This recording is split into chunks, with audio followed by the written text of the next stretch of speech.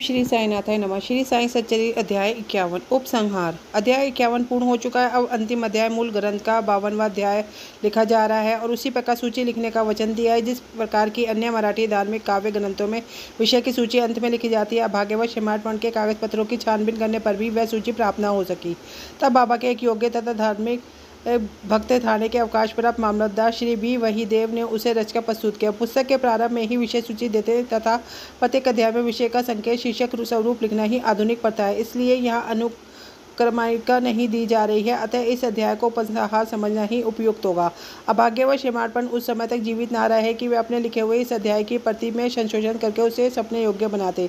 श्री सद्गुरु साई की महानता। हे साई, मैं आपकी चरण वंदना कर आपसे शरण की याचना करता हूँ, क्योंकि आप ही इस अखिल विश्व में एकमात्र आधार है। यदि ऐसी ही धारणा लेकर हम उनका भजन पूजन करें तो यह निश्चित है कि हमारी समस्त इच्छाएं शीघ्र ही पूर्ण होंगी, हमें अपने परम लक्ष्य की प्राप्ति हो जाएगी। आज निंदित विचारों के तट पर माया मोह के झंझावत से धैर्य रूपी वृक्ष की जड़ें उखड़ गई हैं। अहंकार रूपी वायु की प्रबलता से हृदय रूपी समुद्र में तूफान उठ खड़ा हुआ है, जिसमें क्रोध और घृणा रूपी घड़ियाल तैरते हैं और अहम भाव एवं संदेह रूपी नाना संकल्प विकल्पों की सतत भंवरों में निंदा, घृणा और ईर्ष्या रूपी अगणित मछलियां विहार कर रही हैं। यद्यपि यह समुद्र इतना भयानक है तो भी हमारे सद्गुरु साई महाराज उसमें अगस्त स्वरूप ही हैं, इसलिए भक्तों को किंचित मात्र भी भयभीत होने की आवश्यकता नहीं है। हमारे सद्गुरु तो जहाज है और वे अपने कुशलतापूर्वक इस भयानक भव समुद्र से पार उतार देंगे। प्रार्थना। श्री सच्चिदानंद साई महाराज को साष्टांग नमस्कार करके उनके चरण पकड़कर हम सब भक्तों के कल्याण और उनसे प्रार्थना करते हैं कि हे साई, हमारे मन की चंचलता और वासनाओं को दूर करो। हे प्रभु, तुम्हारे श्री चरणों के अतिरिक्त हमसे किसी अन्य वस्तु की लालसा ना रहे। तुम्हारा यह चरित्र घर घर पहुँचो, इसका नित्य पठन पाठन हो और जो भक्त इसका प्रेम पूर्वक अध्ययन करे उनके समस्त संकट दूर हो। फलश्रुति। अध्ययन का पुरस्कार।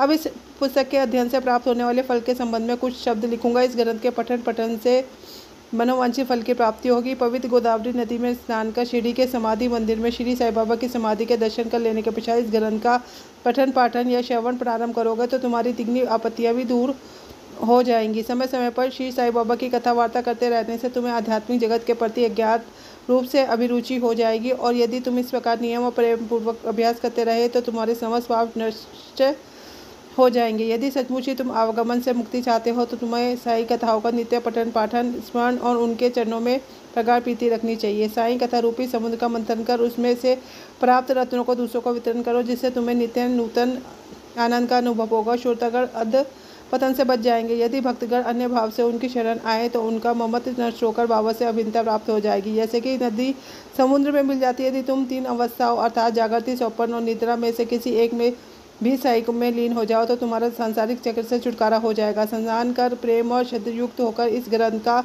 एक सप्ताह में पठन समाप्त करोगे तो उसके सारे कष्ट दूर हो जाएंगे, या इसका नित्य पठन या श्रवण करेंगे उन्हें सब भयों से छुटकारा मिल जाएगा। इसके अध्ययन से एक को अपनी श्रद्धा और भक्ति के अनुसार फल मिलेगा, परंतु इनके अभाव में किसी भी फल की प्राप्ति होना संभव नहीं। यदि तुम इस ग्रंथ का आदरपूर्वक पठन करोगे तो सभी श्री साई प्रसन्न होकर तुम्हारे अज्ञान और दरिद्रता के पाठ से मुक्त कर ज्ञान, धन और स्मृति प्रदान करेंगे। यदि एकाग्रचित होकर नित्य एक अध्याय भी पढ़ोगे तो तुम्हें अपरिचित सुख की प्राप्ति होगी। इस ग्रंथ को अपने घर में गुरु पूर्णिमा, गोकुल अष्टमी, रामनवमी, विजयदशमी और के दिन अवश्य पढ़ना चाहिए। यदि ध्यानपूर्वक तुम केवल इसी ग्रंथ का ध्यान करते रहोगे तो तुम्हें सुख और संतोष प्राप्त होगा और सदैव श्री साई चरण बिंदों का स्मरण बना रहेगा और इस प्रकार तुम भवसागर से सहज ही पार हो जाओगे। इसके अध्ययन से रोगियों को स्वास्थ्य, निर्धनों को धन, दुखित और पीड़ितों को समानता मिलेगी तथा मन के समस्त विकार दूर होकर मानसिक शांति प्राप्त होगी। मेरे प्रिय भक्त और श्रोतागण, आपको प्रणाम करते हुए मेरा आपसे एक विशेष निवेदन है कि जिनकी कथा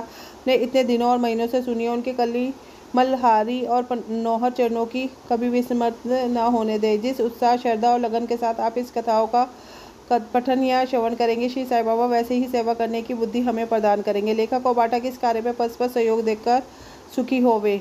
प्रसाद याचना। अंत में हम इस पुस्तक को समाप्त करते हुए सर्वशक्तिमान परमात्मा से निम्नलिखित कृपा या प्रसाद याचना करते हैं। हे ईश्वर, पाठकों और भक्तों को श्री साई चरणों में पूर्ण अन्य भक्ति दो। श्री साई का मनोहर स्वरूप ही उनकी आंखों में सदा बसा रहे और वह समस्त प्राणियों में देव साई भगवान का ही दर्शन करे। एव मस्तु। श्री सद्गुरु साईनाथ वस्तु शुभम भवतु। सप्ताह पारायण सप्तम विश्राम। ओम श्री साईनाथ यशकाय शिरडी वासिने नमः। साई नारायण नारायण हरि हरि। 51वां अध्याय पूर्ण हुआ। ओम साई नाथाय नमः। इस अध्याय को व्यक्त करने में, श्रवण करने में मुझसे जो भी त्रुटि हुई हो, कृपया भक्तगण मुझको क्षमा करें।